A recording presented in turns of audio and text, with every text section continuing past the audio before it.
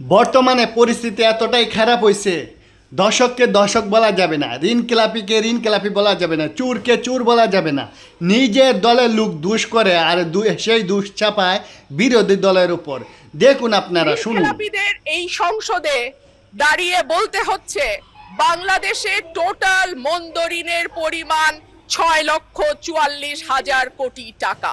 আমরা যখন বক্তব্য রাখি, দুঃখজনক হলো সত্য, হয়তো খেয়াল করি না, কিন্তু আমরা অনেকে অবচেতন মনে হোক সচেতন মনে হোক এমন কিছু কথাই সংসদ উচ্চারণ করি যা আমাদের ভাবমূর্তি ক্ষুণ্ণ করে, আমাদের বিতর্কিত করে, মর্যাদাকে খাটো করে।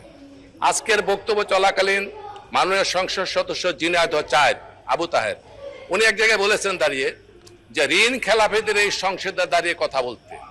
এই যে ঋণ খেলাপিদের এই সংসদ, এই শব্দ কোথা থেকে পেলেন? মাননীয় সদস্য একটু সময় দিন। না, এটা জিনাইদা চার বলেননি, আমি যতটুকু শুনতে পেরেছি এটা রুমিন ফারহানা বলেছিলেন। ঋণ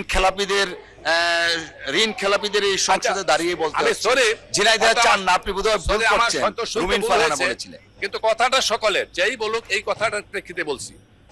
একটা কথা আছে বাংলা ভাষায় মাননীয় স্পিকার, যে বেড়ায় যদি ক্ষেত খায় সেই ক্ষেত টিকানো যায় না।